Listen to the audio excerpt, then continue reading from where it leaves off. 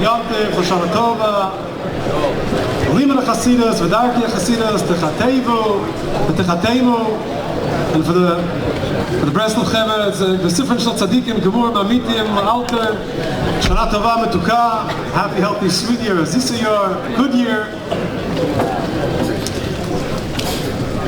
Boschin B'chvod Achsanya, not just because the Gemara says to, but because intuitively we're mentioned. I want to express our Hakaras Hatov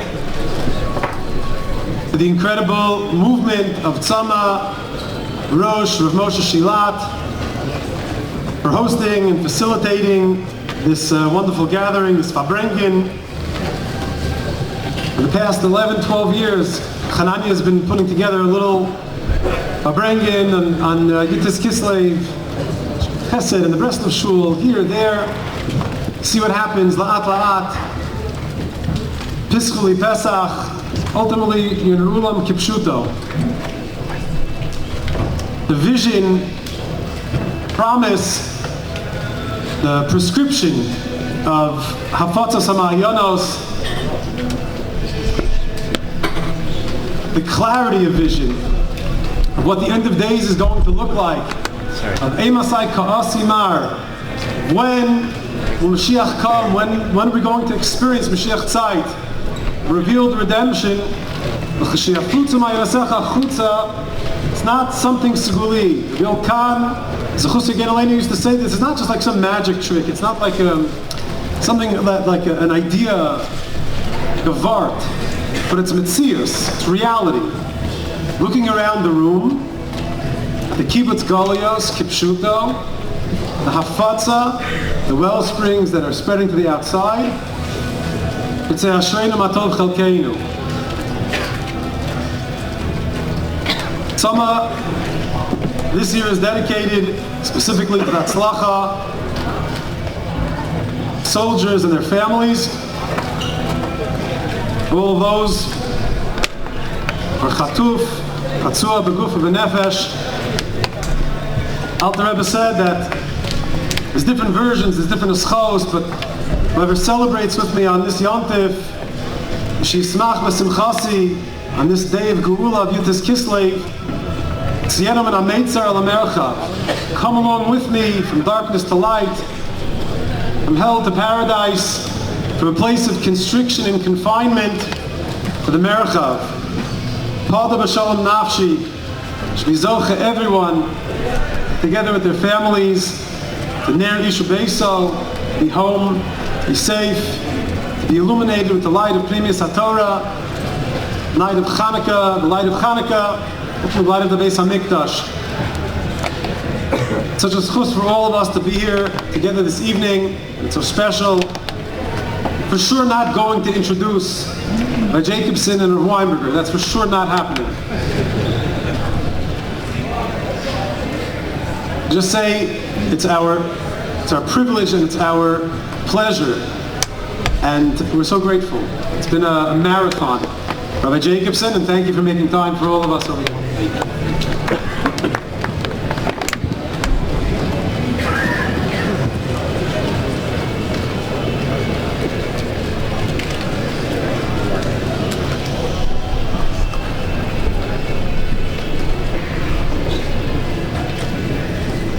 Thank you so much for your kind words. B'Rishus Reb Moshe Shlita, Rav Winberg Shlita, B'Rishus Kol HaKol HaKadosh Hazeh. It's been, as they say in America, a long weekend. Sof Shavua Aruch Ma'od. The truth is, I just realized in Lubavitch they know that Yutas Kislev, when it fell out on Friday, was called Yutas Kislev Ha'aruch. The long Yutas Kislev. You don't want it to end, and you make sure it doesn't end.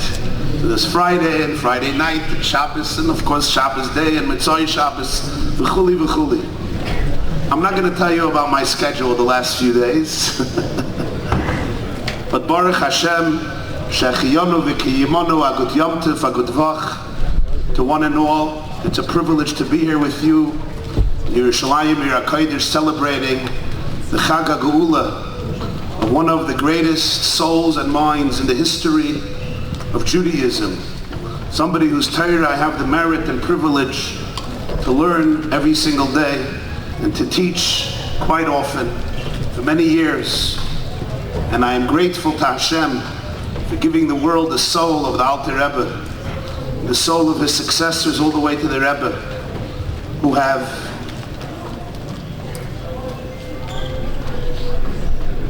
revealed to us the texture of reality in unprecedented ways, to be able to suck the marrow out of life and live every moment of life to the fullest with joy, bliss, ecstasy, and the experience of oneness while holding space for all the pain of brokenness. The Alter Rebbe, the Balatanya, Rabbi Shnei Zalman of Liadi, was liberated from imprisonment, Yutas Kislev Tov Kuf Nun Tes, at 1798.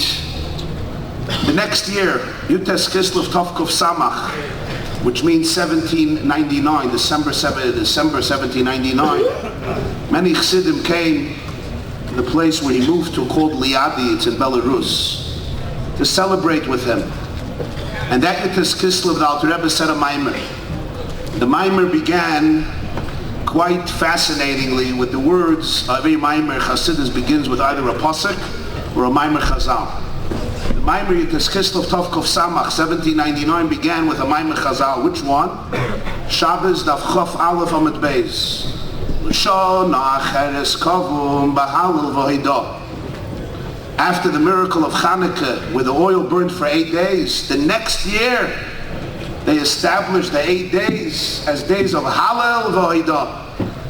Gratitude, Halal, praise, light, and gratitude.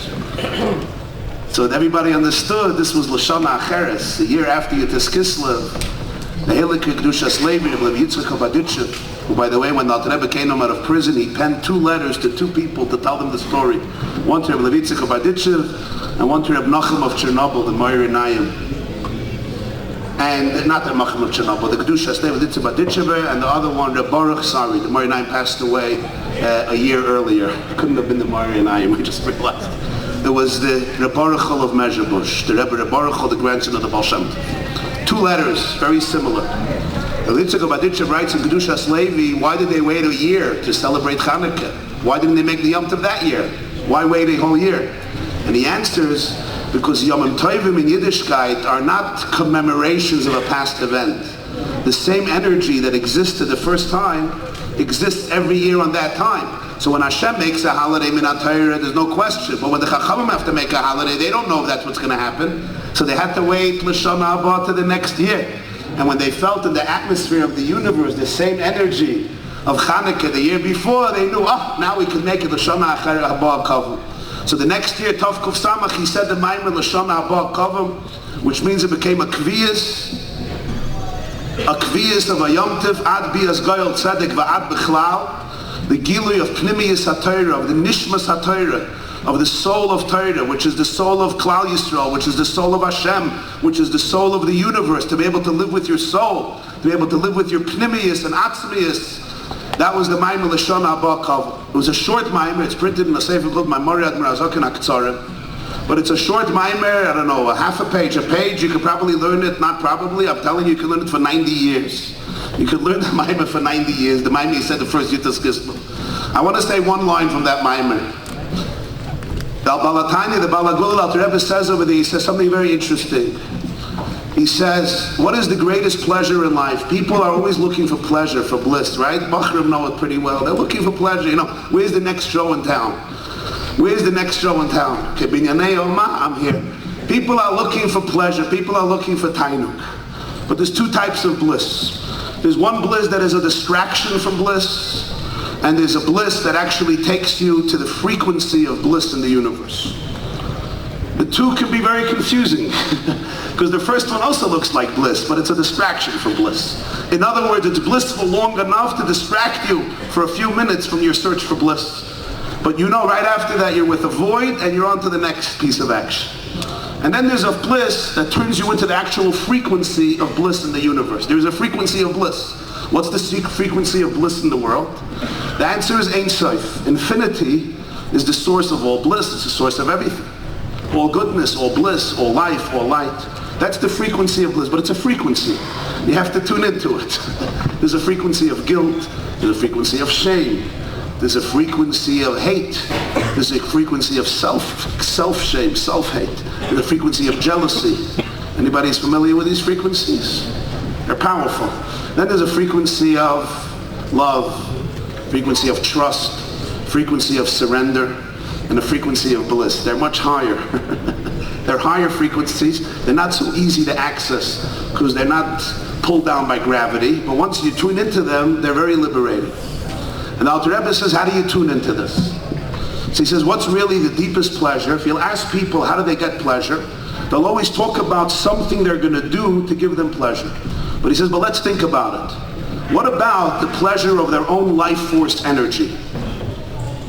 Truth is, most people don't think about that, the life force energy. But he says, without your life force energy, can you experience any pleasure? If a person is chas v'shalom not alive, or they're completely numb, they can't experience any pleasure. So every pleasure you experience in the world is only through experiencing your inner life force energy. The truth, however, he says, to experience something as pleasure, it has to be unique. And our life force energy is constant. So people just take it for granted. They're not even aware of it. If they would have experienced the moment of their creation, it would have been amazing, but they weren't there to experience it. Once they're created, it's constant. They don't even look at it. V'zeh toz gadol, he says. And this is a great error in life. Because the only and exclusive source of bliss is your own life force energy, which is purely divine. Hashem puts in his life force energy that comes through you and you and you and you and you at every single moment. And he says, therefore, this is how you have to read the Torah. Bereshis is a question. Bereshis, what's the beginning of everything? Answer, Bara Elokim. That right now you're being created. Right now you're channeling a whole new energy into the universe. And it's uniquely yours. And it's right inside of you. And to experience anything in life, you need that life force energy. And that's the source of any tainug that exists, and that tainug is always there, it's always available. And it's completely the godliness, the chelek elokam imal that you manifest right now, right here. But there's so many blockages and distractions that it's even so hard to go there. But the moment anybody has ever touched that space, you know exactly who you are. You never compare yourself again to another person. There's no jealousy anymore. You also have a clarity. There's also no question of am I secure, am I insecure. Your confidence is unbreakable because you're divine. You're just a manifestation of the divine. There's a powerful teaching of the Mezritcha Maggid, whose Yom Dehilul is, Yartzeit is also Yotes Kislev, Tavkuf Lamed Gimel. Right before he passed away, he looked at the Alter Rebbe, and he said, Yotes Kislev is unzer Yom Hilula. Yotes Kislev is our, so to speak, our anniversary, our celebration. He passed away that day. The Alter Rebbe was liberated that day. The Moyer Einayim, Reb Nachum of Chernobyl, Schusay Yogan Aleinu, in Sefer Parshas Bereshis, says something he heard from the Mezritcha Maggid. One of the most beautiful teachings I've seen. You could probably write 3 books of psychology from those 6 lines of Moyer Einayim. I'll try to do it in 7 minutes. It says as follows. Everybody knows this. We grew up with this. It's a Rashi in Parshas Vayeshev. It comes from Maseches Seita Daf Lamed Vav. It's also in Medrash and in Zohar. Vayavay habayis lasas malachtay. Yosef HaTzadik comes home to do his work. Ve'inish me'anshe habayis, there's nobody there. And Eishes Potiphar, the wife of Potiphar, who stayed home, Batispeseyu bevigdoi leimar shichva imi. She grasps him by his cloak, by his kapota, his sartuk, his bekesha. Maybe by his strimel, I don't know. Whatever, she grabbed him by some beggar. Shichva imi. Vayazoiv bigdoi biyada, vayonas vayetze hachutza. He leaves the cloak in her hand because she grabs it, it's torn, and he runs outside. Zog the Gemara, what does it mean? Vayavai habayis salasas malachta. What is that supposed to mean? What does it mean he came home to do work? An argument, Rav and Shmuel, one opinion is literally he came home to do some work. He had a lot of work to do. The Targum writes, Lemivdik bekisve de chushbena. He was also an accountant. So that's what he did. The other opinion in Gemara is Lasas Trachav Ima Nichnas. He actually surrendered to her. He acquiesced. After such long nisyonis, in gruesome nisyonis, finally, vayovei habayis lasas malachtoi li'ima with her. So what happened at the last moment? Muzdi yoiknoi shel Yaakov aviv ra b'chaloin. He saw the visage of Yaakov, his father, in the window, and he abstained. He ran outside. And everybody wonders, what was that image of Yaakov and his father? According to the Gemara, Yaakov gave him a message. So it was actually the words of Yaakov. The Zohar just says he saw the image of Yaakov. He knew what Yaakov looked like. He was 17 years old when he left him. He grew up by Yaakov. He was Yaakov's ben skunim, ki yosei av mikol banav. He knew what Yaakov looked like. What does it even mean he saw the image? Was this a mystical vision?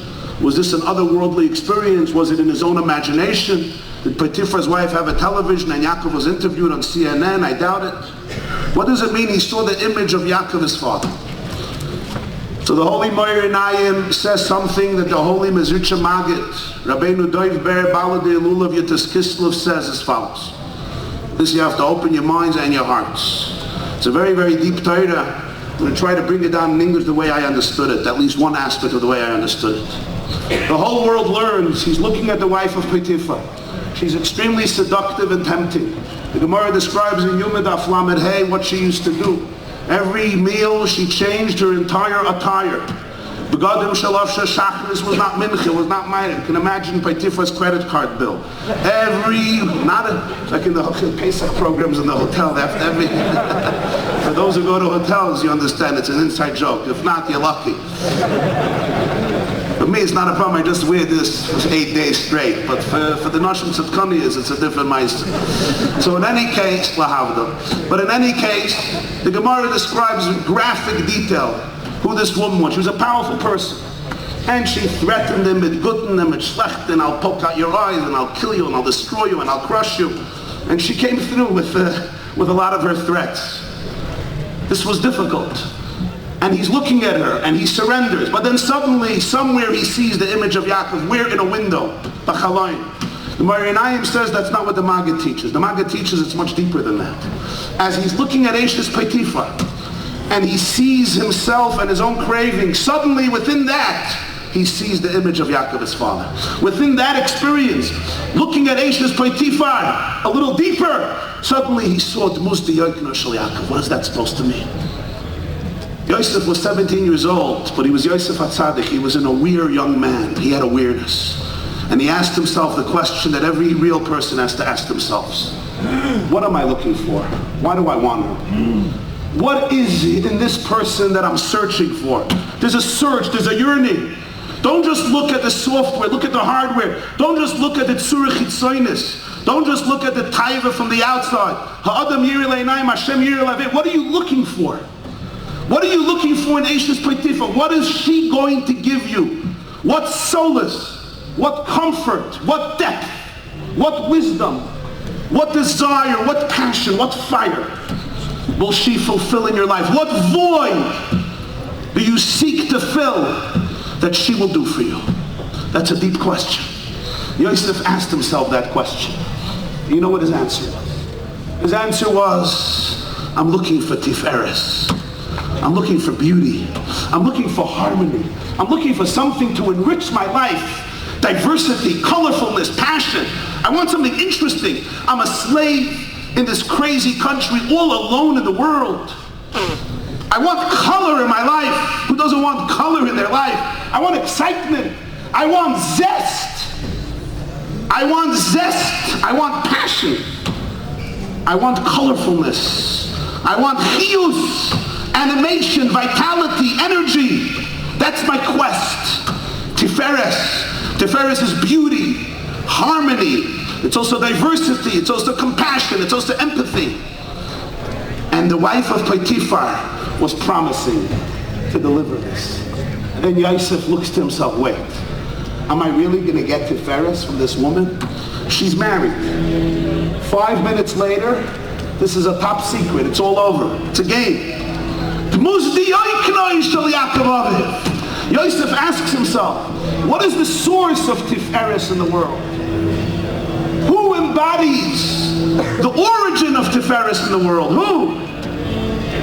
Yaakov Avinu. So imagine you're at a smorgasbord of the most gorgeous wedding in Yerushalayim. You know those smorgasbords? The smorgasbord itself cost $180,000. I have been by those. That's the smorgasbord. The sushi itself is whatever, more than most people's salary for a year.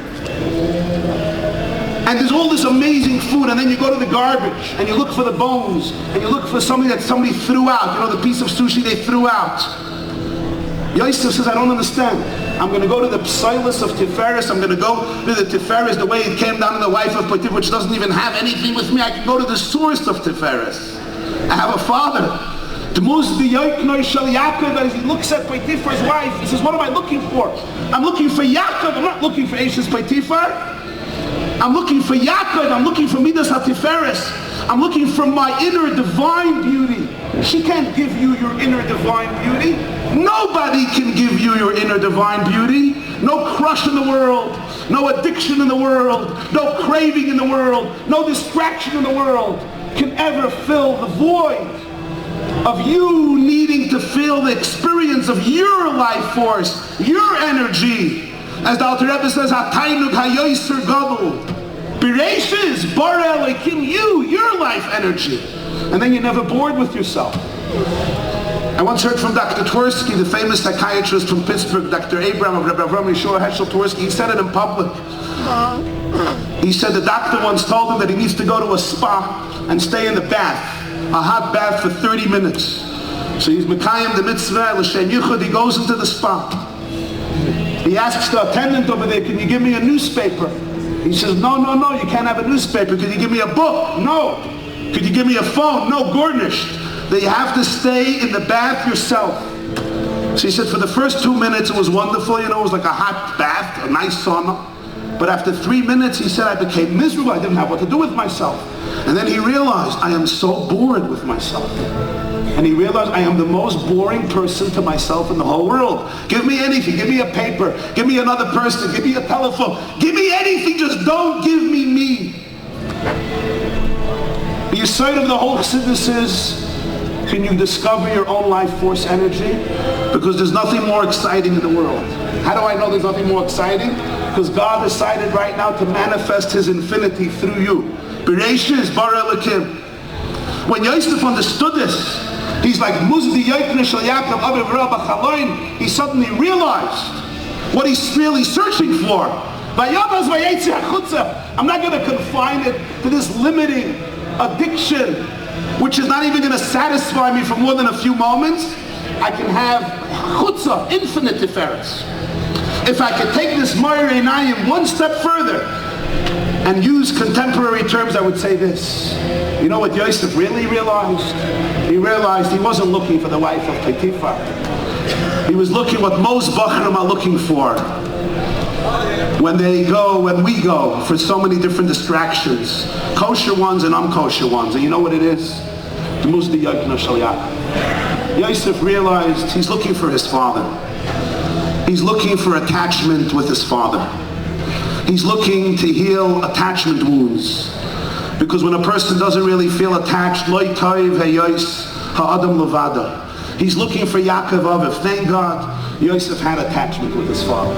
He had a father who never stopped crying for him, who had a father who never stopped believing in him, who had a father who never gave up on him because he knew he wasn't dead, he knew he was alive spiritually, and therefore and therefore when push came to shove, the Vayemoyin of Yaakov empowered the Vayemoyin of Yosef. There's only two Vayemoyins in Vayeshev. The Vayemoyin L'Yisnachim of Yaakov empowered the Vayemoyin, the Shalshelas of Yosef. That's why it's a Shalshelas, because he was connected to a chain. He had Veikus V'nafshoy, Kshura B'nafshoy, as we would say later about him and Yaakov and Binyamin. The Muzdi Yoikner Shel Yaakov Aviv. Suddenly he realized, Ichdaf Atata, I don't need Eshes Potiphar. We all have voids, and we run from one distraction to another distraction to fill them. What I'm looking for is, I need to find my real attachments. I need to find authentic connection. Authentic connection can never be taken from you, because it's the connection that you own. It's the connection that is innate. It's the connection that is intrinsic. It's the Midas HaTiferes that cruises and vibrates and pulsates through every cell every atom, every neuron, every sinew, every bone, every limb, tissue in your body. The Musti Yoiknoi Shel Yaakov Aviv Ra B'Chaloim. You always have to ask yourself, what is the wound I want to heal with this relationship, with this distraction? What is the void? And will this fill the void or will not fill the void? And then you make a choice. If it won't really fill the void, why are you going to the dregs when you can grab Yaakov Aviv, begin healing the void, begin filling it with that which is yours forever. That is the energy of Yechelek Elekami Mal Mamish. That was the great Gili of Pnimiyis HaTorah, to be able to help people identify, number one, what the real void is, and therefore identify, number two, how at any moment they can hold space for the void and then fill it with that which is eternally and intrinsically yours for eternity. Thank you, Agud Yom Tov.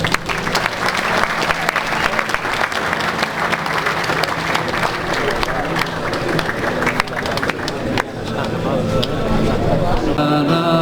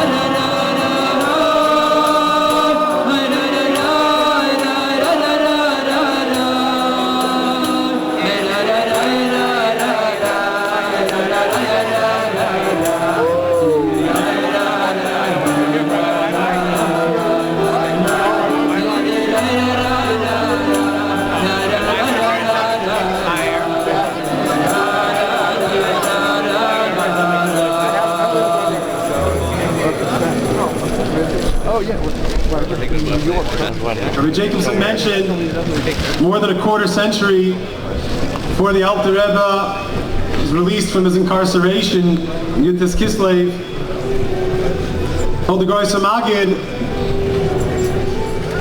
of Mizrich, right before the Petira of the Maggid of Mizrich, the Maggid turned to the Baal Tanya and said, this is our day, this is going to be our Yontif, our Hilula, the day where our souls will shine together. Chiddush of the Maggid said about himself that I really wasn't mechadish anything. Found a light that was locked up, a light that was hidden away in a closet beneath the surface. All I sought to do was open the door.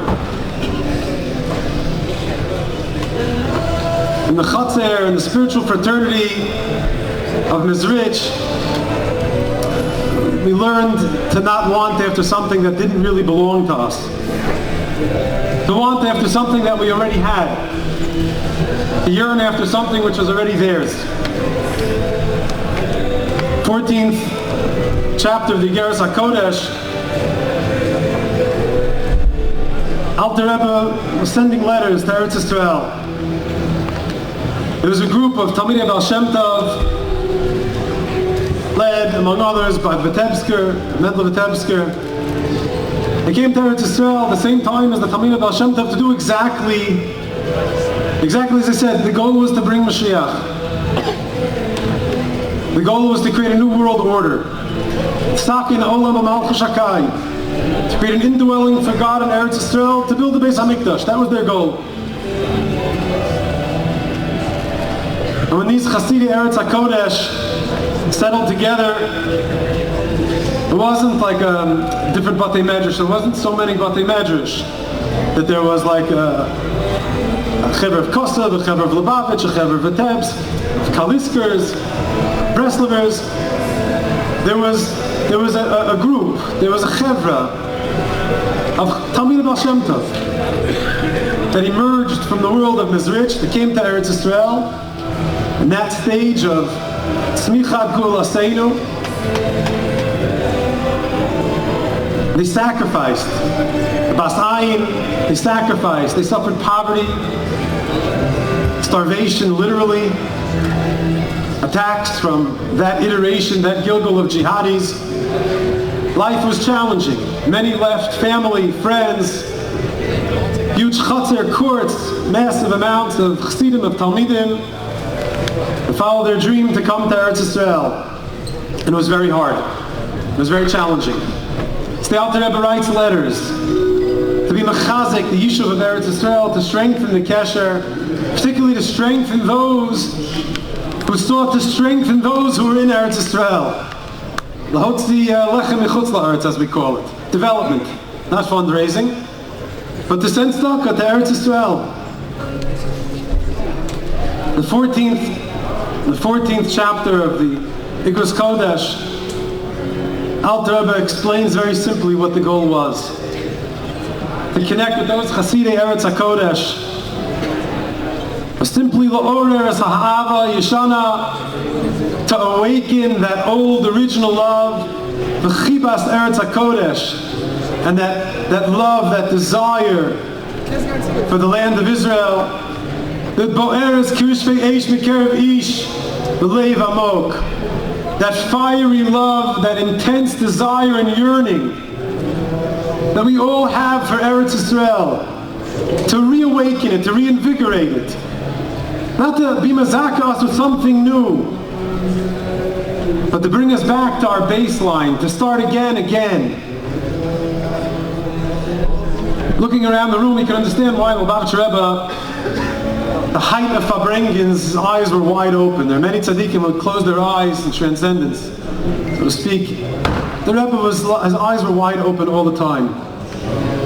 Looking around this room, you can understand a little bit why. This is a great room. I mean, this is a great chevra. Looking around the room, this is, I don't want to make the Igeres HaKodesh into a vart, into something like Rabbi Jacobson said, something that happened, that we're trying to attach ourselves to and recreate. But there's a reality, there's a metzius, there's an energy that's taking place here now again for the first time. So many of us have the zchus to be part of this iteration of Kibbutz Golios. Came here with real Mesiras Nefesh and are here with real Mesiras Nefesh. Real sacrifice. It's a privilege and it's a choice. It's a great merit. Mom is going up, by the way, from 17 to 18% on January 1st. You should just know. If somebody's paying, this is a person who's paying attention. Their sacrifice, it's not always easy. There are great challenges. No matter how long we could be here, sometimes we feel like a tzigkikim or like it's new. It's hard to express ourselves. You can order a shawarma, but it's hard sometimes to advocate for our kids in school, to navigate cultural and societal, Yoni's hand are saying yes, to navigate societal and cultural realities.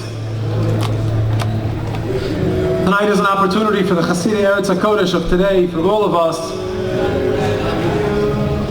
to wish each other a good yontif, to attach ourselves again and to awaken the Ava Yishana, the old love, that original love that burns deep in our hearts for Eretz Yisrael, for Pnimius HaTorah, for the Ribono Shel Olam, to live in the light of tzaddikim, to yearn.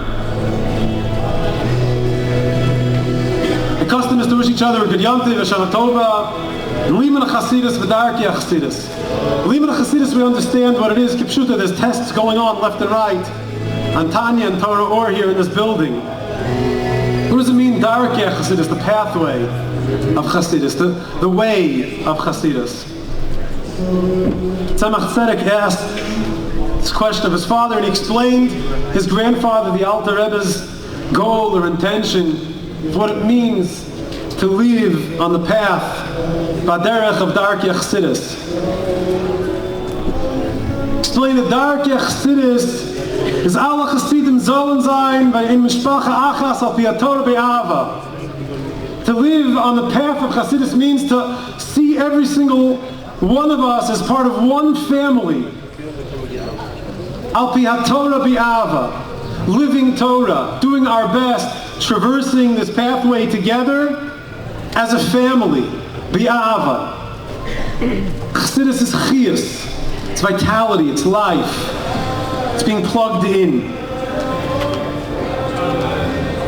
Hachnis chiyus v'lahayirus hakol, the Alter Rebbe said.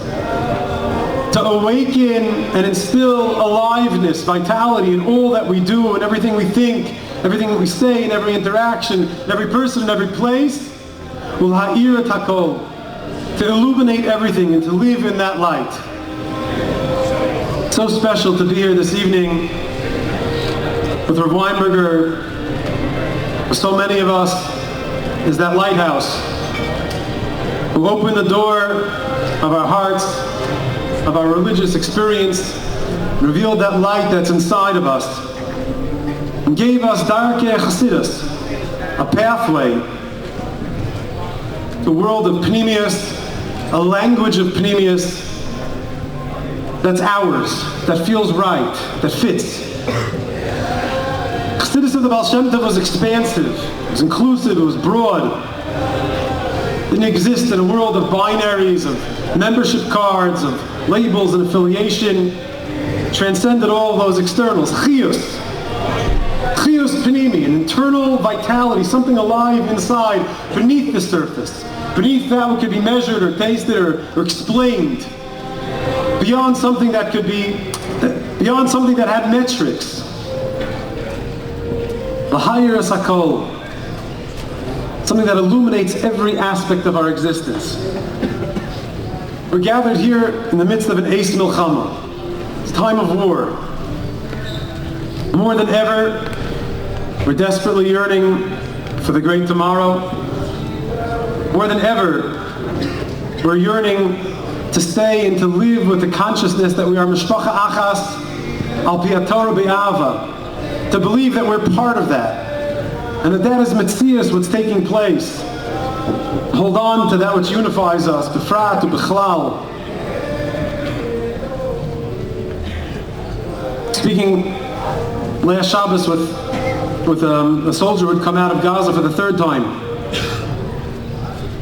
He said that in Jabalia, things were so clear. There was absolute focus. We were together, and he used the language mishpacha. We were family. Everyone had each other's backs from all different looks and ideas, different political affiliations, different levels of religious observances, all different types of Yidden. They were together in one armored vehicle, together in their unit.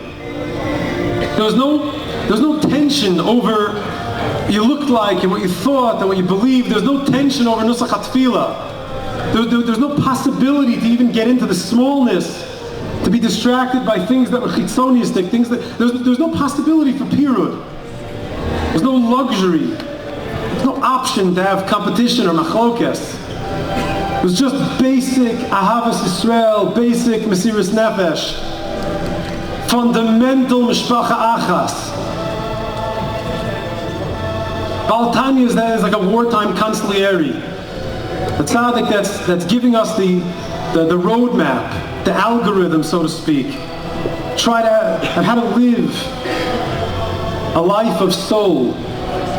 Gives us a glimpse into the back end of what all of this is that's taking place in our lives, in our homes, in our struggle, in our jobs, in our families, in our avodas Hashem, with this war in the north and the south, and all the different ufaratsta battlefronts.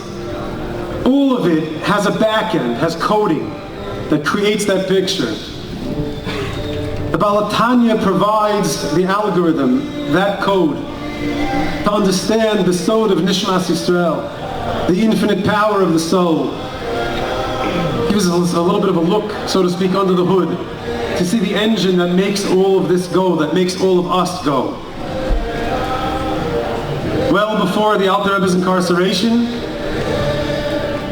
and well after his release, we have the opportunity, we have the achrayus, we have the responsibility, la'orer es ha'ava yeshana, to awaken that old love, to remember how we got here. This is a Yerusha Hilav Mi'avaseinu. This is something that belongs to us. And looking around the room, we understand the reality that Hafatzas Hamayanos, the vision of redemption, is us.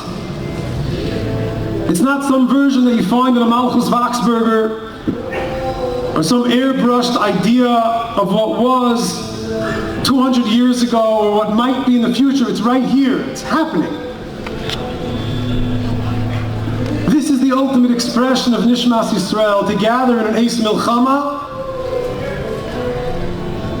to generate light that necessarily and in Metzias dispels darkness. A light that's inside of us, a light that's ours.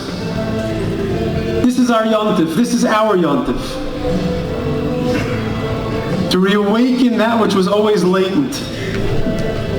Chiba of Eretz HaKodesh, B'leiv Amok, deep in our hearts. The recognition that we have a chelik here in Eretz Yisrael, and that we are the rebuilding. We are part and parcel of this future. We're not Tzigakivners. Maybe we're immigrants. God willing, our children, our grandchildren will be indigenous, so to speak. Maybe they'll be able to navigate the post office or whatever, Masach Nasal, a little better. Please say Amen. But for us, what is chus? And how special it is to be here in Yerushalayim, Yer HaKodesh Paltun Shel Melech, Yer Shechuber LaYachdav. Days of redemption, days of nitzachon, days of hope. Bringing together here with Rav Winberger, all of us, Yiratzon may be, really taka a sweet new year, Limud Chassidus, Darkei Chassidus, going for the Meitzar al Merchav of growth, of opening doors within ourselves and for each other, illuminating everyone and everything that we see with the light of Pnimius HaTorah. We should be zoche to our chadash al tzion toyer v'nizkech l'ana b'mheir liyoro. A very special schus here that one of the great Baal Nigina is getting ready to be in the Beis HaMikdash. Chiluk Frank, Rabbeinu's Baal Menagin, to help us prepare a little bit for the Hisvados, for the main show.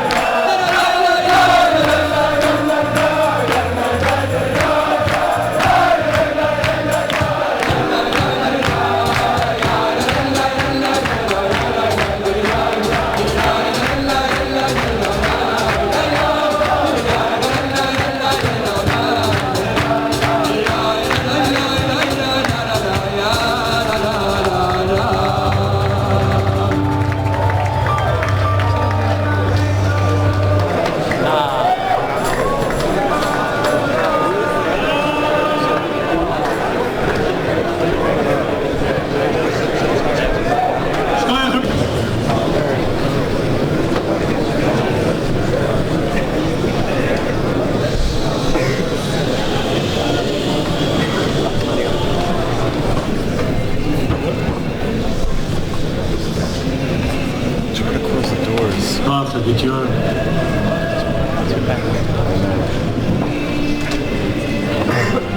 We can make it happen. We can make it happen, Mr. Child. I want to thank Moshe Shilat and Al Chevi and Sama, Didi Nafshi, Judah, Jacobson.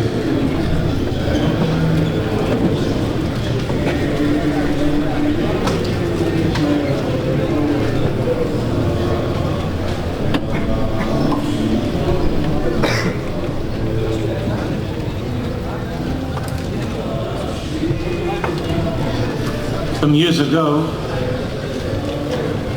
some chevra that came from Chabad asked me if there was any interaction that I had with the Rebbe Slussi Aleinu. And they told her something that I really hadn't shared until that time, just some individuals, something more in my family. I wasn't planning on mentioning this, but there's such a hargosha that I have now.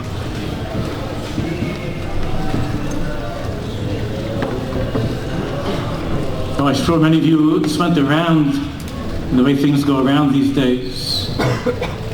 But I want to share it with you. And there was a time when I was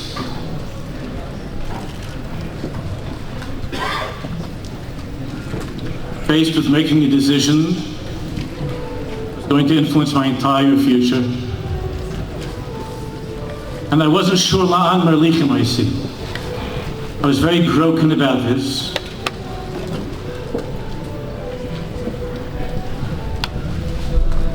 My parents, especially my mother, she should be well. Parents very much wanted me to be a professional. I was planning on going that time to go to law school. I had prepared for that.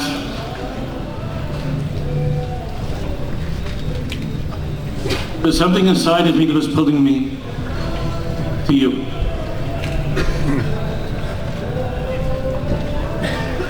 And I didn't know what to do. I didn't want to disappoint my parents. They went through a lot of things in their lives. At the same time,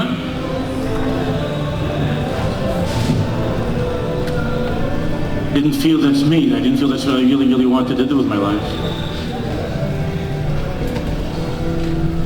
And I decided that I would go to try to see what the Lubavitcher Rebbe had to say about that. So many of you heard this from me. Of course, it wasn't possible anymore to have Yechidus with the Rebbe. So I was talking to some friends of mine, some Hasidim, and they said, you know, it's Sunday morning. It wasn't the morning, it was probably Mincha time. And to go, maybe I'll be able to get in a word when the Rebbe comes out. After Mincha, I think. So I went, 770. And I was so excited because there were only like 10 people there outside waiting. And I thought that I would actually be able to talk to the Rebbe, to ask him something. But then around 30 seconds, a minute or 30 seconds before it was time for him to come out, all of a sudden there were hundreds of people. And I was pushed like to the back. There was some kind, big chassid that gave me some help to get to the front of the row. That time it was a high school, or leaving high school, college maybe at that time, and I was wearing a kippah suga that, you know, that had my name on it. But they felt bad for me, you know, as a tzigger came in the outsider, so they pushed me up a little bit. And the Rebbe came out like clockwork, going to the oil, I think at that time he was carrying a bag with Kislev. And you know, he walked very, very quickly. And I was just trying to make eye contact for a second. I gave up on talking about anything, but I was hoping to make eye contact. But he walked so fast, and I tried, and he just went right past me to the car. And he was walking and nodding to people like this. And he walked to the car, and he stepped one foot into the car, then he left the car, and he walked back to where I was standing. He went right 6 inches away from me, and with a big smile on his face, he just waved his arm like this. That's all. Which my mother understood meant Colombia.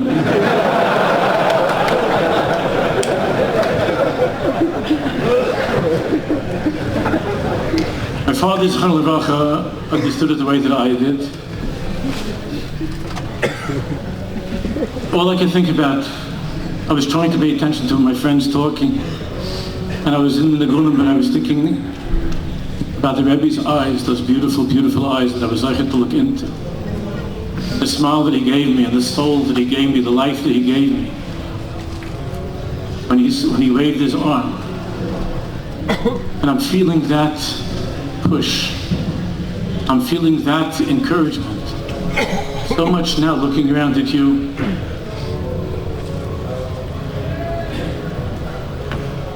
I'm so grateful for HaKadosh Baruch Hu for bringing us together.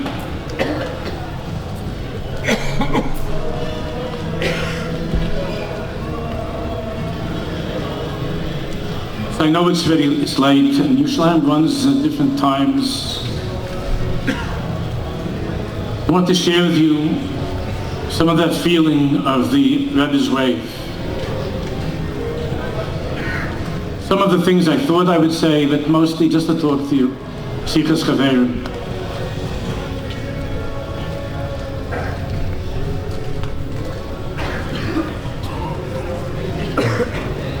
Chaverim came from Karvelacha to, one of the Chaverim came to interview me, to speak to me about Chassidus over here in our dear in Yerushalayim.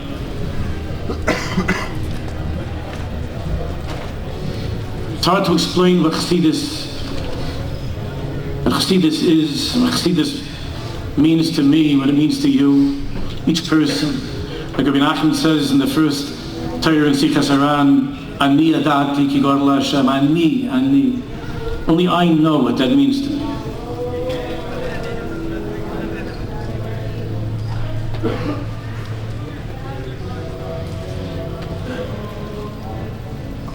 So I'm just trying to give over a little bit of that for a few minutes. It was given to me to share, which I've been trying for all of these years to share with my Chaverim.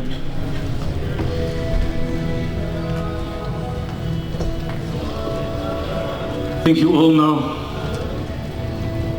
that when it came time for the Alter Rebbe to be taken away to prison, and he knew that that's what was coming, that's what was happening. I think you all know, as mentioned before, Rav Judah mentioned,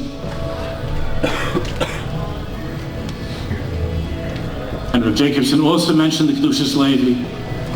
But I think that you know that the Alter Rebbe sent a shliach,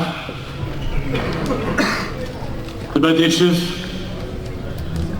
the Heilige Badishev is Chus Yerleinu. He sent a shliach to tell the Kedushas Levi what was happening, and that the Kedushas Levi, the Heilige Badishev, should be Ma'ir Rachmim. The Alter Rebbe wasn't just asking for himself, he Ma'ir Rachmim and the Baal Shem HaKadosh. The Alter Rebbe understood that the whole Torah of Baal Shem was in danger. And all of the tzaddikim, that Chavraya Kedisha, from the Baal Shem, the Mezritcha Magid, and the Talmidim of the Mezritcha Magid, all that they were poil, was in danger. And the light of Mashiach was in danger of being extinguished. Because the light of the Baal Shem is the light of the 7 days of creation. It's Irish to Mashiach.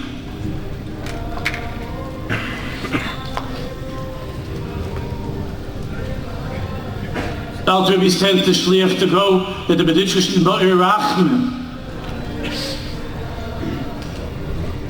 Because who knew how to daven like the Kedushas Levi? The shliach finally arrived in B'ditcher.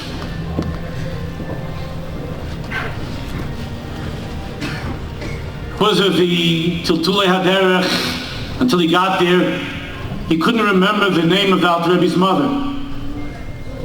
The B'dishvei asked, what's the name of the Rebbe's mother? The daven. And the Shliach couldn't remember. The Kedushas Levi opened up Chumash, and his holy eyes fell into the words of this parasha, Miketz.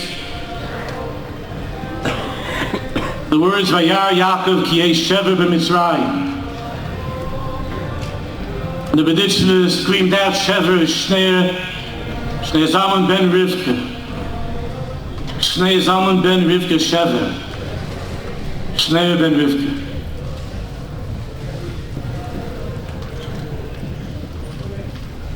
Vayar Yaakov ki yesh shever b'Mitzrayim. You know that Shever means that Yaakov saw that even in Mitzrayim, there's a way for Jews to live.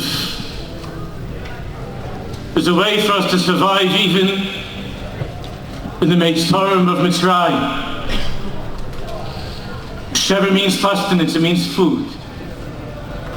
Shever is also a lashon of Tzibrochenkite. That Yaakov is told that they were going to be in the future, it's going to be long dollars. And yesh shever b'Mitzrayim. There are going to be many mashberim, many terrorists, many broken Jews, many wars, many almanis, many yisraelim lo aleinu.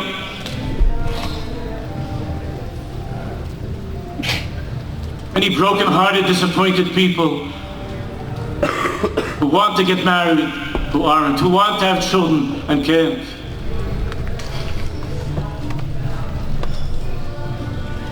And Yaakov saw that there's going to be such a shever, there's going to be so many mashberim that Am Yisrael is going to have to go through, that his children are going to have to suffer through.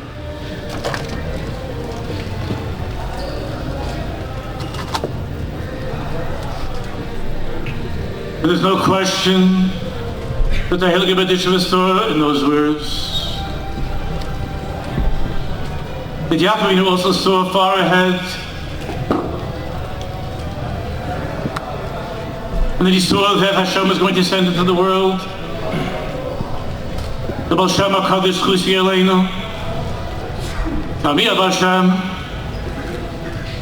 the Baal Tanya, who was a great warrior for Chassidus of that generation, of that time, and for all times. And Yesh Shever b'Mitzrayim.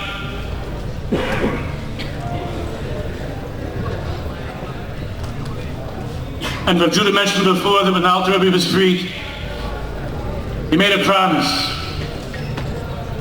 And you and I can take that promise to the bank. The Alter Rebbe said, Kol Mishtatev, just mentioning what Rav Judah said before, Kol Mishtatev, the words which the Rebbe's Chusenu mentioned in Yud Tes Kislev and touching Yud Tes, that he heard from the Friedrich Rebbe's Chusi Aleinu, that the Friedrich Rebbe had a Kabbalah from one generation to the next, that the Alter Rebbe said, Kol Mishtatev b'Simchasi. Whoever will be Mishtatev, whoever will take part in my Simcha of Yud Tes Kislev, he didn't mean just to have a L'chai, to make a L'chai. Kol Mishtatev b'Simchasi. But the Simcha of this Galus of the Baal Shem, and the Yeshua and the Geula of Yud Tes Kislev, with the light of Mashiach, the light of Chassidus, was in danger of being extinguished. And Kol Mishtatev b'Simchasi, look at us. Kol Mishtatev b'Simchasi.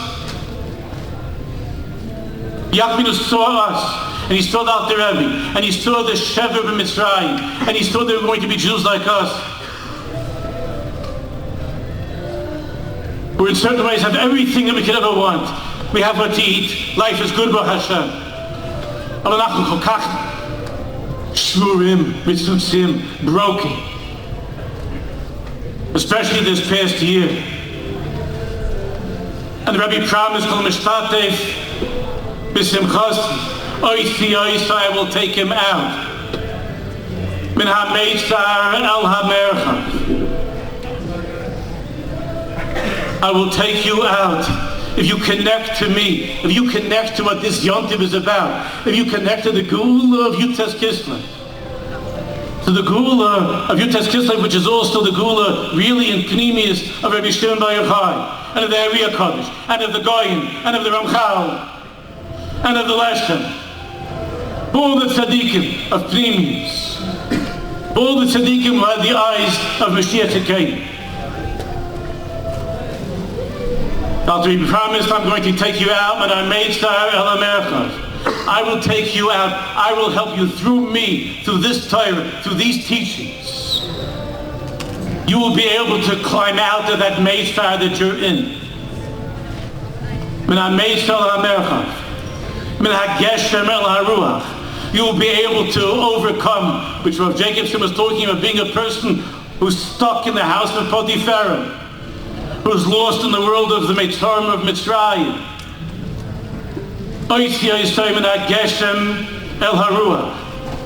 I will take you out from that place of obsession with this world and all the ugliness that is found in this world. And it will bring you to a place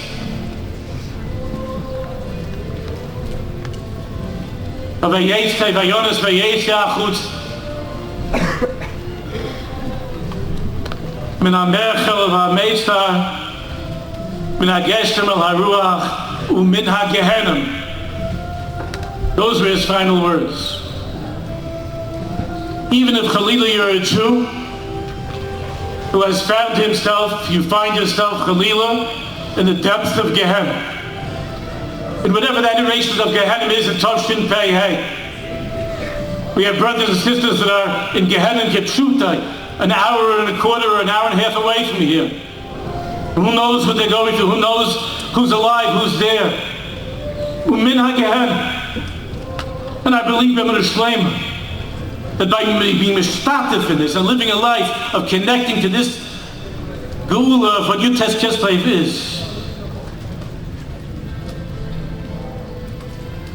that we're able to somehow rip open the doors of that place as well of Gehenna. Listen to this, Chevra.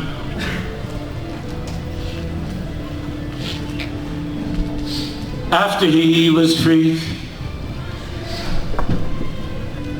he spoke about what happened while he was there. The Rebbe spoke about the interrogation.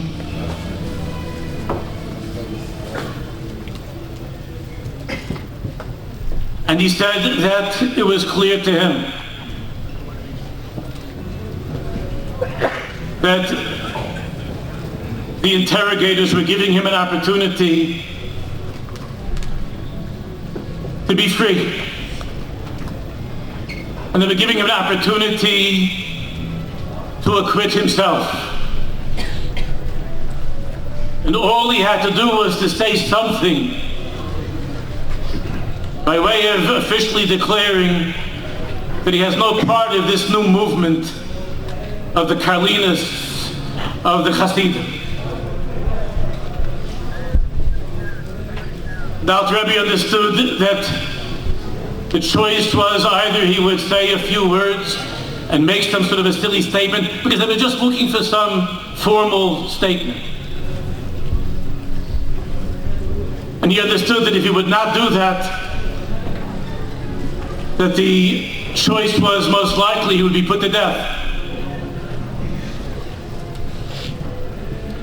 The Alter Rebbe said that he could not and he would not utter one word. He wouldn't utter one word that in any way would imply, on any level, even to the simplest jailkeeper or attorney there in that court, that he was separating himself in any way from the Baal Shem Tov HaKadosh.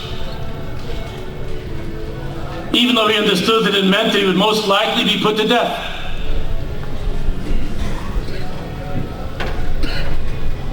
The question, of course, is, everybody knows about Tanya. was also the author of Shulchan Aruch Harav, and he knew how to learn very well. And even those of us who are simple Jews know that for such a thing one doesn't have to die to make some formal statement to an anti-Semite.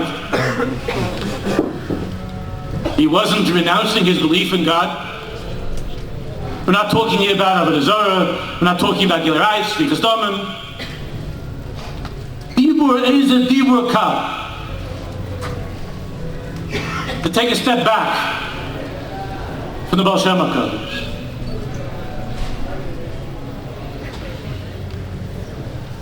And Alter Rebbe said, B'shum Oifen, he couldn't do such a thing. He wouldn't and he couldn't do such a thing. So, Chaver, in this lies the mystery of the Rebbe's wave. Because it wasn't just to me. It was to our entire generation after the Holocaust that my parents survived, and some of your parents or grandparents.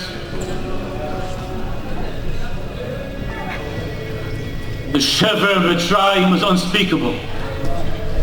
The generation was dying. Had no chiyus, no reason to go on, no reason to live.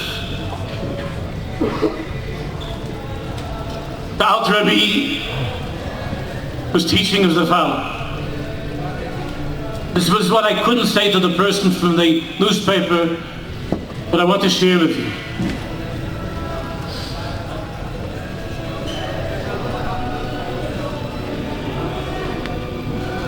I was talking the other day, last week I had a conversation with the tzaddikas.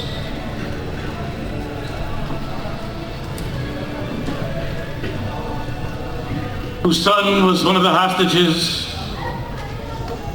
that was killed. And I'm reviewing this conversation. We spoke for around 45 minutes or so. And I haven't stopped going over this conversation. And I was thinking over and over while she was talking about his beautiful face, how I had seen his picture thousands of times. And his picture is all over the walls here in Yerushalayim. And his picture is all over a lamppost that Tiny Yisrael were tearing down.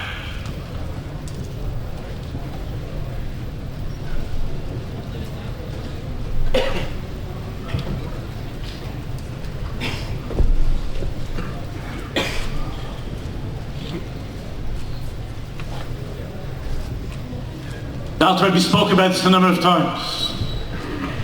That what he wanted most from the Chassidim was that they should feel one for the other.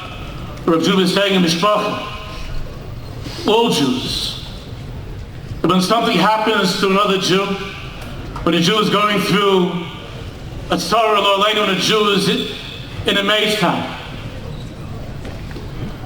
ze nogea li, ze ko'ev li. And I was thinking how many times I saw her son's face, and I said, oy vey. But did I feel the way that I would feel if Khalila was my son, it was my grandson, that was in that meitzah?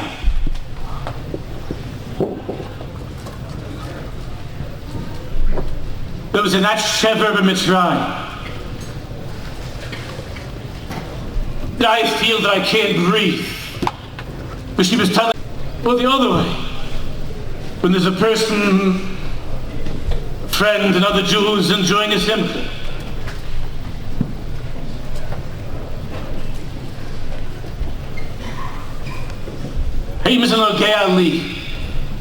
Do I feel that simcha is my simcha?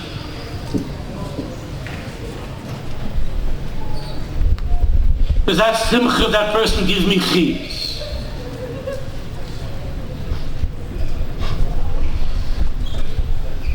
When the great Chassidim was by the Baal Tanya, he was by the Mittler Rebbe, and he was by the Tzemach Tzedek. It was Rabbi Isaac al-Hamala, Suchus Yalein, that if he wouldn't have been a Chassid, he would have been the biggest Rebbe in the world himself. A Goyin, a Kaddish, a Maskil, a Malmik, in a Avodas Hashem. And more than anything, he wanted to have a private shir with the Alter Rebbe and Chassidus. He wanted to learn Chassidus with the Alter Rebbe one-on-one.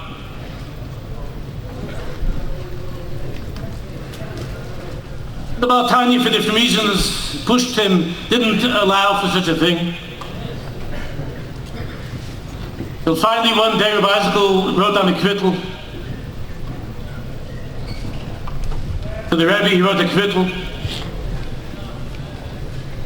Rebbe, if I don't have this opportunity to learn with you now, panim al panim, face to face, not the Farbrengen, panim al panim. If I don't have this opportunity, I'm going to die. I'm going to die. I will not continue living. I cannot live.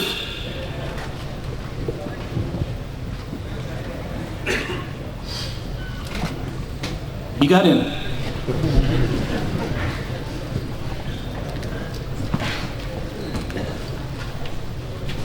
You know what it means to have a Rebbe? And this is why I'm talking about the Rebbe's work. You know what it means to have a tzaddik, to have a Rebbe in your life?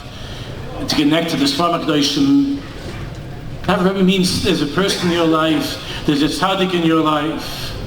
Sometimes that could be your wife. Sometimes it could be a good friend.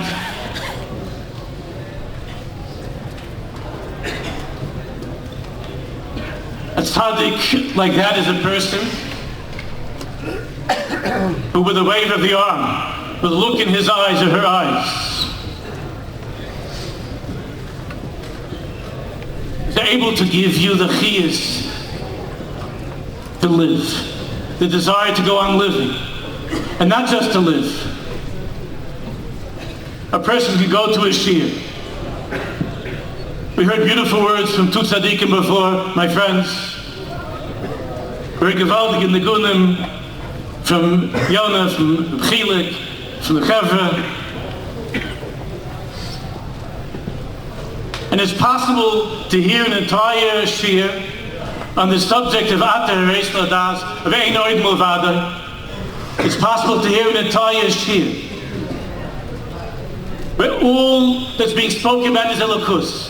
And to hear a niggin of Kiddush, to hear the niggin of the four bones of the Alter Rebbe. It doesn't give you life. It doesn't give you chiyus. It doesn't give you a reason to live. You can open up on Friday night. You can learn a Torah from the. You can open up to Torah, to look at the Torah. You can open up to Mischel. You can open up to Lukutei Moran. And it's nice. It's good.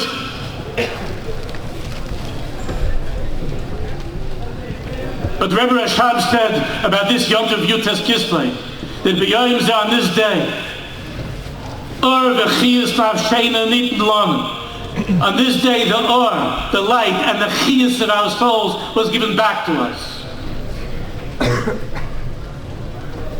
Now I was learning Torah before I came to learn Chassidus. And every word of Torah, whatever you're learning, in Nigla, any word that we're learning of Torah, is Kihem Chein V'Arech Yamein. I can't explain, like Rabbi Nachman says in that Torah, Ani Adati, I can't explain how is it and why is it that when I actually began to learn Kedushas Lev, and when I actually began to learn Morinai and Shem Shmuel and Me'er Shiloach and the Lukutei Moharan and Sfas Hemes and so on, when I actually began to learn this Torah, that the or and chiyus was given to me, that the light and the life of my life was given to me. The Torah was no longer about something that somebody was writing about, but rather is an Ogea Li. And to try to feel that that picture of the hostage on the wall is not somebody outside of myself, it's an Ogea Li. That person is part of my own or, my own chiyus. Rabbi Nachman Schusigan said, he said to the Chassidim, I know that you're Yehudim Ksheir, that you're kosher Jews. Avalola Zenis Kavanti. But that wasn't my kavanah. My kavanah was not, and even though it's wonderful, you're kosher Jews, they didn't have a daf yomi then, but let's say you're kosher Jew, you learn the daf, You go to daven, shachris mincha b'tzibur. You do all the right things. Rabbi Nachman said, "Lo elazen is kavanti." That was not my intention with all that I'm putting you through and all that I'm going through. So what was his intention? So Rabbi Nachman said that you should be like chayos, like hamas b'yar. Leiloi shleimu, you should be like animals, howling and screaming in the forest at night with your love of God, with the chiyus of Yiddishkeit, with the awe and the chiyus of being connected to the Bari Olam. That was my kavanah. Like animals screaming at night. How did Chanukah happen, Chevra? Things were going on and on and on. And you all know the story. And there were 13 Jews. And these 13 Jews screamed out, Mila Hashem Elai. The same way we see by Shimon and Levi. The Nevola, there was a Nevola took place by Yisrael.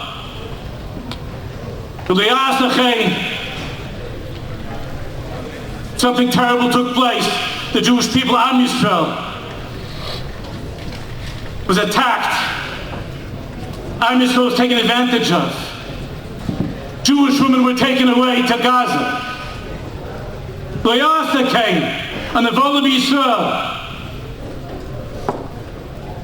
And there were Jews of Hashmonaim who said, Zenogei Alanu.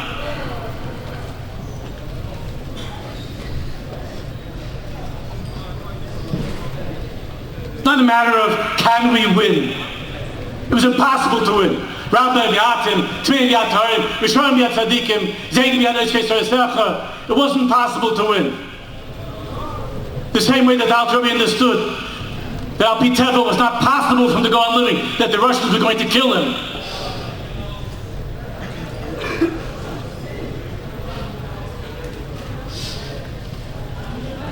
Because Al Trabi wasn't thinking of that moment of the Rambam or Shulchan Aruch, which he knew by heart since he was a child. He wasn't thinking about the Rambam or Shulchan Aruch. He wasn't thinking about a sugya in Sanhedrin on Yehorid Valyava. The Alpha was saying, Ich kenish. The Baal Shem Tov is my or, is my chiyas. The Baal Shem Tov is my or, is my chiyas. The Alpha was screaming like an animal in the forest in that courtroom in Russia. And each and every one of you, many of you I know, were friends, old friends, Chaver from Shul, some of the Talmidim, the Bachim from our Kehillah.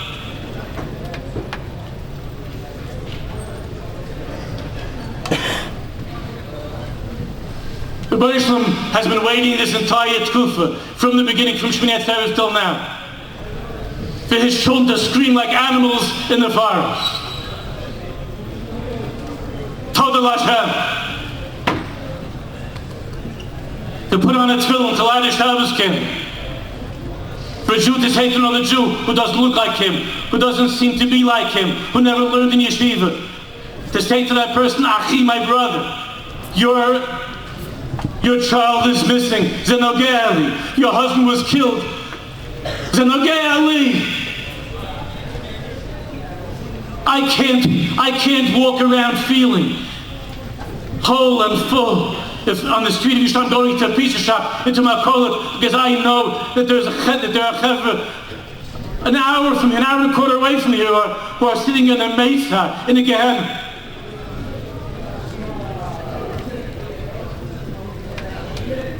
And therefore there was historians this past year of the Yasta came. There was a Nevola that took place to Am Yisrael, and Jewish women were taken away, and Jewish men and children were taken away. And Shimon and Levi and the Chashmonaim screamed like animals in the forest. Rabbi Nachman said, that's my kavanah. That's what the Rebbe's arm, that's what that wave of the arm means to me. Do something. Davening is not just davening, it's the aura of davening. Shabbos is the aura of Shabbos. Not to get it over with. It's the aura, it's my chiyus. You know, the Alter Rebbe's Christian, when the Alter Rebbe died, the Middle Rebbe was not there. He was actually far away in Kremenchuk.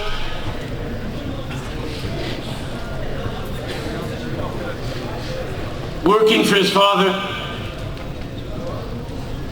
And when they brought the news to the Middle Rebbe, he fainted. They told that his father was nifter. The Middle Rebbe fainted. And they tried to revive him, and he opened his eyes for a second and he fainted again. This happened a few times. And there was no old chassid there that had an idea. There was a box that the Middle Rebbe had with him of ksovim, of Kislev from his father, of chassidus from his father. And the chassid, this old chassid, said, bring the box next to the Middle Rebbe. And they revived the Middle Rebbe, and then he brought the ksovim and he put it into the face of the Middle Rebbe. And the Middle Rebbe looked at the ksovim of his father and he said, Mehabim mit was til haben. Mehabim mit was til haben. Now there's a reason for me to live. I have a reason to live. Mehabim mit was til haben. That's what chassidus is. That's what you test this place is. Every single person is here, not because of a speaker, that speaker or a song. Every single one of you feels a connection to this on one level or another, and the whole world is coming to feel this. It's happening. All of you are part of an unbelievable mahapecha. Stay tuned. There are a lot of good things coming up. Amen. It's a mahapecha. The reason that you're here is because you were all davening, you were all learning, you all were keeping mitzvahs, you're all wonderful people. But you couldn't breathe. You were suffocating. And all that was missing from your life is the oil and the chiyus. You know, sometimes you walk into a home and there's a couple, they have been living there for 10 years, for 20 years, for 30 years. Sometimes the second you walk in, you feel that it's a lechtige house. You feel there's an aura and a chiyus in this house. That this marriage is a living marriage. They didn't say anything, but you could tell, you could feel it. You could see in their eyes. There's an aura and there's a chiyus. And there are other times you walk into a house and they have all the expensive paintings and they have all the right mezuzahs, and they have a svarm shrine filled with all the good stuff. The only thing that's missing is what? Or and chiyus. There's no life. It's not alive. So all of you are part of what's happening. There was somebody from outside last year, I mentioned to some of the chevra, somebody from outside of the chevra that was complaining to me, what's going on in Binyanei Huma, what are they doing over there, making svarma sales till 3 in the morning, and they're having all kinds of concerts and Farbrengen, what's going on? There's a person who's challenged by all of this. And so I said, why don't you make one for yourself? Get some of your svarma that you like, and make a sale for till 3 o'clock in the morning, you get some of your chevra together. No one's saying it just has to be us. Right? This is not exclusive.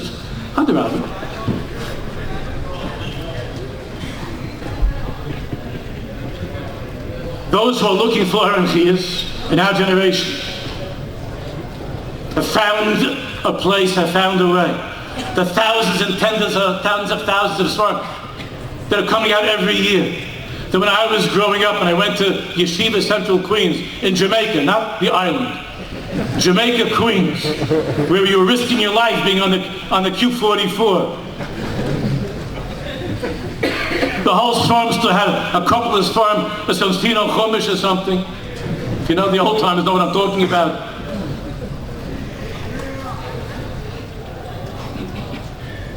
So I went into this story.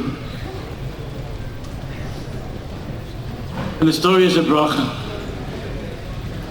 So many of you have heard this from me. It just came into my head to tell it to you.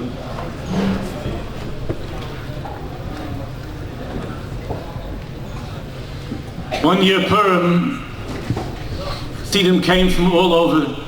Many of them had to risk their lives also to be with the Heilige Rishner for Purim.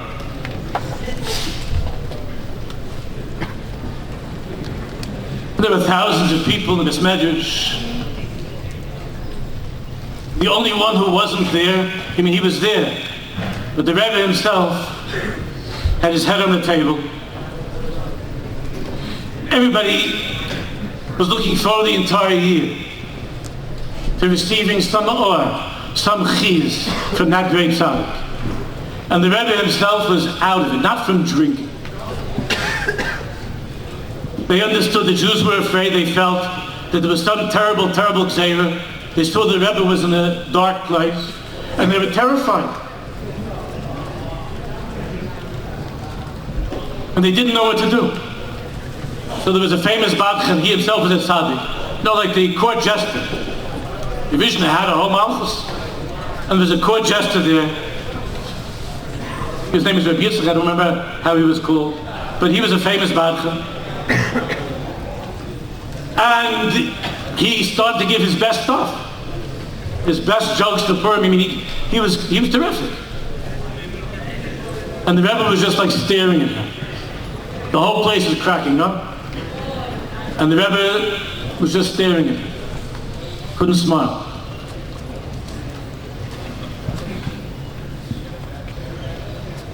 And then this Badchan did something crazy. He jumped up on the table right in front of the Rishner's face with his boots right by the Rishner's face, and all the food was knocked off even on the Rebbe himself. And he was standing there, a chutzpah, the people couldn't believe it, they didn't know what to do. He jumped mamish on the table and was standing over the Rebbe. And the Rebbe looked at him and said, "What's wrong with you?" And he said, "I want to say something to the Rebbe." And they were so shocked. Normally Chassidim would just take the guy and tear him apart. Throw him out. They were so shocked, they just stood there. And he said, "I want to say something to the Rebbe." The Rebbe looked at him and he said, "What?" He said, "You know, there was a tzaddik in the world, Reb Naftali Ropshitzer. And if you were a chassid of Reb Naftali Ropshitzer, it was good for you in this world. And then when you left this world, it was good for you in the other world. In this world, you'd come to the Reb Naftali Ropshitzer, and there was a simcha, and he'd give you a hug, and there was an or and chiz, rather Reb Naftali Ropshitzer. And then that person at 120 would come to the next world, and they looked over a little at his papers, and they say, you know, and they asked him, who are you? And he said, I'm a chassid from Naftali Ropshitzer.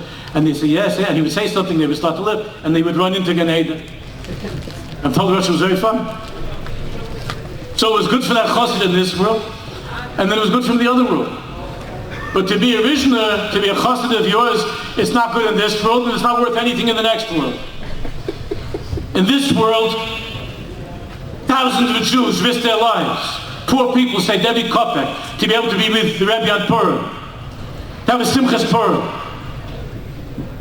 And it's Tisha B'Av over here.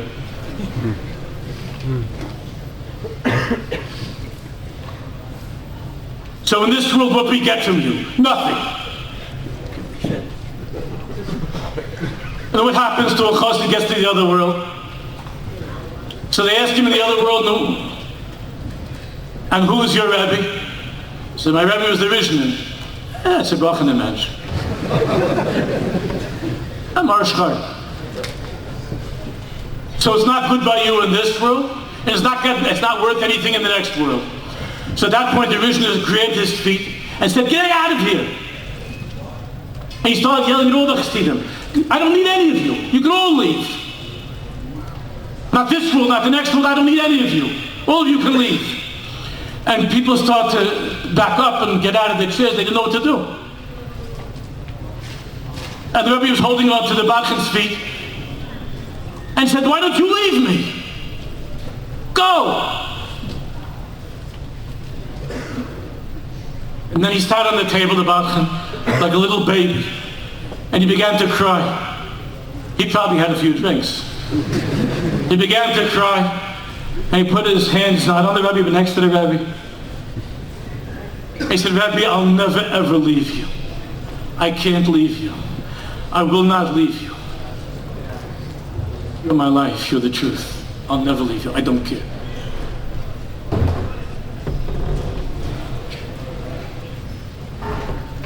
I believe that that's the Rebbe's way. I believe that's the Yiddishkeit. The Yiddishkeit, Rebbe Nachman said that Lezen is Kavanti. I believe that's Mehabim Mikvos to Leben. The Or and the Chiyas doesn't come from always feeling great. It doesn't come from always being happy, but feeling that happiness. The Simcha of Yutas Kislev, that the Alter Rebbe gave us that opening, that chance. To hold on to HaKadosh Baruch Hu, to say, no matter what, I'm never ever going to leave you. Because you're the truth. You're all I have. There's nothing else, only you. I give a bracha to each and every one of you. We should all be strong soldiers in this new army that's growing every day. Strong and courageous soldiers. They're not discouraged by a little bit of a mania, something that gets in the way, or a little bit of an afila, or a little bit of a yerida. To try to imagine the tzaddikim all waving their arms. That here we are at the end of time. Many, many years later, the tzaddikim left us a world, the Mahabim Midvas to give ourselves, our children, our grandchildren, no, all of Am Yisrael, the chiyas, to be able to remain alive and to greet David Malki Mashiach, the Gula Shabbat Mitis, and Mehebi Amenu Amen V'Amen.